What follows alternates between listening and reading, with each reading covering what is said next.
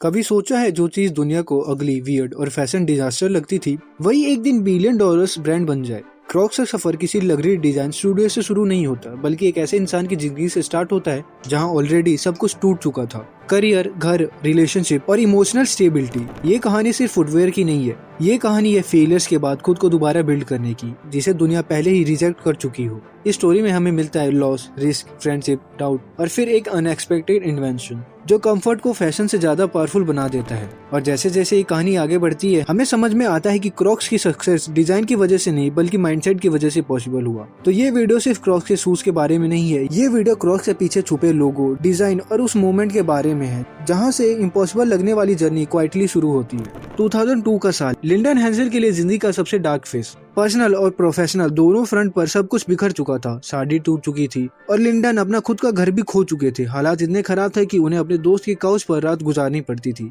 Career की बात करें तो कंप्यूटर हार्डवेयर मार्केटिंग में जो स्टेबल जॉब थी वो भी हाथ से निकल चुकी थी। उसी दौर में उनकी माँ का कैंसर की वजह से देहांत हो गया। एक के बाद एक लॉस ने लिंडन को इमोशनली और मेंटली तोड़ दिया था। जिंदगी एक ऐसे पॉइंट पर आ चुकी थी जहां फ्यूचर बिल्कुल ब्लैंक लग रहा था। नो डायरेक्शन, नो स्टेबिलिटी, सिर्फ अनसर्टेनिटी। इस मुश्किल वक्त में जॉर्ज बोडेकर और स्कॉट सीमंस लिंडन के साथ खड़े रहे। दोनों लिंडन हेंसल को काफी सालों से जानते थे और समझते थे कि इस मोमेंट पर उसे सबसे ज्यादा मेंटल स्पेस और क्लियरिटी की जरूरत है। इसी सोच के साथ उन्होंने एक सेलिंग ट्रिप प्लान की कैरिबियन के खुले समंदर के बीच, जहाँ शहरों का शोर नहीं था, डेडलाइन का प्रेशर नहीं था, सिर्फ हवा, पानी और थोड़ा सा सुकून। ये ट्रिप सिर्फ वेकेशन नहीं थी बल्कि एक इमोशनल रीसेट थी। एक मौका था लिंडन के लिए अपना दिमाग क्लियर करने का। स्कॉट सीमन खुद एक काफी एक्सपीरियंस सक्सेसफुल इन्वेस्टर थे। सालों तक उन्होंने डिफरेंट प्रोडक्ट्स डेवलप किए थे, उनके पेटेंट फाइल्स थे और इनोवेशन वर्ल्ड को बहुत करीब से देखा था। 48 साल की एज तक आते आते वो सेमी रिटायर्ड हो चुके थे, फाइनेंशियली सिक्योर, मेंटली शार्प और नए आइडिया को पहचानने का एक अलग ही नजर के साथ। इस सेलिंग ट्रिप के दौरान एक दिन स्कॉट सीमंस ने कैजुअली लिंडन और जॉर्ज से एक सिंपल सवाल पूछा, क्या तुमने कभी एक क्लॉक्स देखा है? स्कॉट कुछ टाइम से एक यूनिक टाइप के शूज पर काम कर रहे थे जो उन्होंने एक कैनेडियन कंपनी क्रिएशन इनकॉर्पोरेटेड से इंस्पायर होकर डेवलप किया था। ये शूज एक स्पेशल रेजिन से बने हुए थे जो वाटर रेजिस्टेंट था। डिजाइन सिंपल था, ऑलमोस्ट रॉ, बट मटेरियल और कंफर्ट में एक अलग ही फील था। स्कॉट इस प्रोडक्ट के लिए यूएस मार्केट में इन्वेस्टर और डिस्ट्रीब्यूटर्स ढूंढ रहे थे, लेकिन रिस्पांस ज्यादा एनकरेजिंग नहीं था। लोग शूज को देखकर स्केप्टिकल हो जाते थे। डिजाइन उनके लिए टू वियर्ड लग रहा था। सबको कंफर्ट और मटेरियल इंटरेस्टिंग लगता था, पर अपीयरेंस ही वो बैरियर बन रहा था जो डील को क्लोज होने नहीं दे रहा था। इसी पॉइंट पर लिंडन और जॉर्ज बोडेकर ने एक बोल्ड डिसीजन लिया। अगर बाहर से कोई इस आइडिया पर बिलीव नहीं कर रहा है तो वो खुद स्कॉट के साथ बिजनेस में उतरेंगे। तीनों ने मिलकर कंपनी की शुरुआत की और फुटवियर के लिए एक ऐसा नाम चुना जो उनके नेचर को परफेक्टली रिप्रेजेंट करता था, क्रॉक्स। ये नाम क्रोकोडाइल से इंस्पायर हुआ था, क्योंकि जैसे क्रोकोडाइल पानी और जमीन दोनों पर इजीली सर्वाइव करता है, वैसे ही ये शूज लैंड और वाटर दोनों सरफेस के लिए परफेक्ट थे। नाम शॉर्ट था, कैची था और प्रोडक्ट की सोल को रिफ्लेक्ट करता था। स्ट्रॉन्ग, अडेप्टेबल और बिल्कुल डिफरेंट। जॉर्ज बोडेकर सिर्फ इस प्रोजेक्ट का हिस्सा ही नहीं थे बल्कि बचपन से ही एक नेचुरल एंटरप्रेन्योर रहे थे। टाइम के साथ उन्होंने अपने बिजनेस अंडरस्टैंडिंग को इतना स्ट्रॉन्ग बना लिया था कि वो डोमिनोज पिज्जा के 100 से ज्यादा फ्रेंचाइजीज के ऑनर बन चुके थे और साथ ही सैंडविच चैन क्यूजनोज में एग्जीक्यूटिव रोल भी संभाल चुके थे। ये एक्सपीरियंस सिर्फ नंबर तक लिमिट नहीं था बल्कि सिस्टम, स्केलिंग और ब्रांड बिल्डिंग के रियल वर्ल्ड अंडरस्टैंडिंग से भरा हुआ था। इसी वजह से जब स्कॉट, लिंडन और जॉर्ज एक साथ आए तो ये सिर्फ दोस्ती के डिसीजन नहीं था, ये तीनों का सॉलिड बिजनेस एक्सपीरियंस का रिजल्ट था जो आगे चलकर क्रॉक्स को एक एक्सपेरिमेंट से ग्लोबल ब्रांड बनाने वाला था। टीम के रोल क्लियर हो चुके थे। लिंडन हेंसन डिस्ट्रीब्यूशन प्लान पर फोकस कर रहे थे, स्कॉट सीमंस प्रोडक्ट को इम्प्रूव करने में लगे थे और जॉर्ज बोडेकर इनिशियल इन्वेस्टमेंट करके आइडिया को ग्राउंड पर उतारने का रास्ता बनाया। 2002 में तीनों ने एक बोल्डर में एक छोटा सा ऑफिस सेटअप किया और सप्लायर को फर्स्ट ऑर्डर प्लेस किया। रिटेल्स का वेट करने के बजाय क्रॉक्स को सीधा एक बोर्ड शो में लॉन्च किया गया, जहां सिर्फ एक दिन में अराउंड 200 पेयर सेल हो गए। ये मूवमेंट उनके लिए प्रूव था कि डिजाइन चाहे ऑकवर्ड हो लेकिन कंफर्ट लोग खुद महसूस कर लेते हैं। यहीं से क्रॉक्स का रियल जर्नी क्वाइटली शुरू हो चुका था। बोर्ड शो का रिस्पांस देखकर तीनों जेन्युइनली सरप्राइज भी हो चुके थे और एक्साइटेड भी। उन्हें समझ आ गया था कि ये शूज सिर्फ बोटिंग तक लिमिट नहीं रहने वाले। यहीं से उनकी थिंकिंग वाइडन हुई। यह footwear hospitals, kitchen, home, restaurant जैसे एनवायरनमेंट के लिए भी आइडल हो सकते हैं, जहां लोग को लॉन्ग आवर खड़े रहना होता है, फ्लोर्स अक्सर वेट या स्लिपरी होते हैं। कंफर्ट, ग्रिप और इजी मेंटेनेंस जैसे फैक्टर सडनली रेलेवेंट लगने लगे।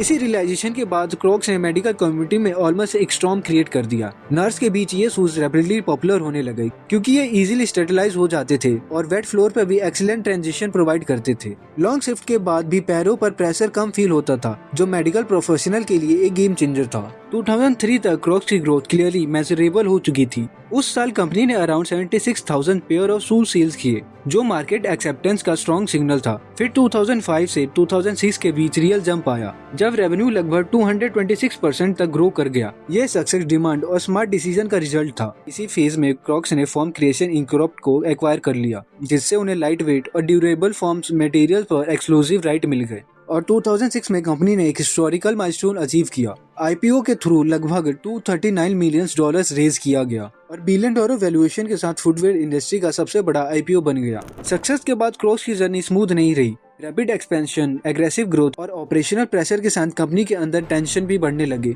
इसी फेज में एक कंट्रोवर्शियल डिसीजन लिया गया। जॉर्ज बोर्टेगर को क्रॉक्स के बोर्ड ऑफ डायरेक्टर से डिसमिस कर दिया गया। ये डिसीजन शॉकिंग था, क्योंकि जॉर्ज कंपनी के फॉर्मेशन में एक क्रूशियल रोल प्ले कर चुके थे, इनिशियल इन्वेस्टमेंट से अर्ली स्टेज डायरेक्शन तक। लेकिन इस बार वजह स्ट्रेटेजिक डिफरेंस नहीं थी, बल्कि लीगल ट्रैवल थी।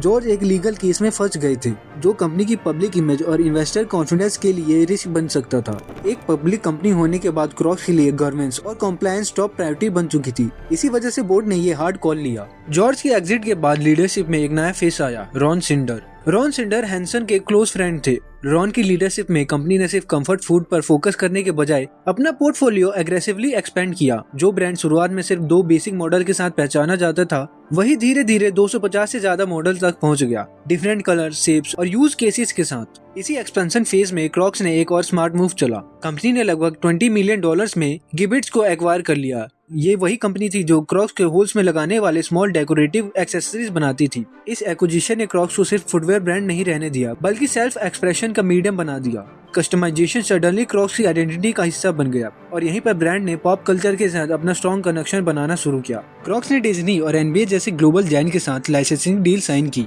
2008 के ग्लोबल फाइनेंशियल क्राइसिस ने क्रॉक्स को भी हार्ड हिट किया। कस्टमर स्पेंडिंग स्लो हो रही थी, रेवेन्यू पर प्रेशर आ गया था और स्टॉक मार्केट में कंपनी को काफी वॉलिटी फेस करनी पड़ी। इन्वेस्टर का कॉन्फिडेंस एक ही था और एक टाइम में ऐसा लगने लगा जैसे फास्ट ग्रोथ वाली कहानी सडनली पोज हो गई हो। जैसे ही कंपनी इस फेज से निकलने की कोशिश कर रही थी, अगले साल एक और चैलेंज सामने आ गया। सेलेक्ट एलएलसी ने क्रॉक्स पर एलिगेशन लगाया। उन्होंने क्लेम किया कि क्रॉक्स का फॉर्म मटेरियल्स उनकी 1999 के पेटेंट से मिलता जुलता है और पेटेंट वॉल्यूशन का केस फाइल कर दिया। ये एक्विजिशन कंपनी के लिए एक और प्रेशर पॉइंट बन गया, क्योंकि legal uncertainty direct impact brand और इन्वेस्टर दोनों पर पड़ता है। लेकिन इन सब सेटबैक के बावजूद क्रॉक्स कम्प्लीटली डीरेल नहीं हुआ। कंपनी ने कॉस्ट रिस्ट्रक्चर किया, फोकस वापस कोर स्ट्रेंथ, कंफर्ट, यूटिलिटी और डिफरेंशिएशन पर लाया और लीगल चैलेंजेस को सिमेट्रिकली हैंडल किया। धीरे धीरे क्रॉक्स ने अपनी फुटिंग वापस पाई। ये फेस क्लियरली दिखाता है क्रॉक्स की स्टोरी सिर्फ ओवरनाइट सक्सेस की नहीं है, बल्कि रेसिलेंस का भी है, जहां क्राइसिस, कंट्रोवर्सी और क्रिटिसिज्म के बाद भी ब्रांड खुद को रिनोवेट करके बाउंस बैक करना जानता था। टाइम के साथ क्रॉक्स ने एक और बोल्ड टर्न लिया, कल्चर और सेलिब्रिटी के साथ टाई अप करना। ब्रांड ने जस्टिन बीबर और पोस्ट मेलन जैसे ग्लोबल स्टार के साथ कोलैब किया, जहां क्रॉक्स सिर्फ फुटवेयर नहीं रहा, बल्कि पॉप कल्चर का स्टेटमेंट बन गया। हाई फैशन वर्ल्ड में भी एंट्री हुई जब क्रॉक्स ने बैलेंसियागा के साथ पार्टनरशिप की और जो शूज कभी अगली कहा जाता था, वही रनवे तक पहुंच गए। फिर आया पैंडेमिक का फेज, जो कई ब्रांड्स के लिए डिजास्टर था, लेकिन क्रॉक्स के लिए ये अनएक्सपेक्टेड बूम था। Work from home culture, comfort first mindset और कैजुअल लिविंग ने क्रॉक्स को सेंटर स्टेज पर ला दिया। रिजल्ट ये रहा कि कंपनी के स्टॉक लगभग 300% का सर्ज देखने को मिला और एक बार फिर क्रॉक्स ने प्रूव कर दिया कि ये ब्रांड सिर्फ सर्वाइव ही नहीं करता, बल्कि अडेप्ट करके ग्रो करता है। आज भी कई लोग क्रॉक्स को एक पैसिव ब्रांड समझते हैं, एक फेज जो आया और चला जाएगा, लेकिन हिस्ट्री ये दिखाती है क्रॉक्स हर बार क्रिटिसिज्म, क्राइसिस और डाउट के बाद वापस आता है और भी स्ट्रॉन्ग बनकर।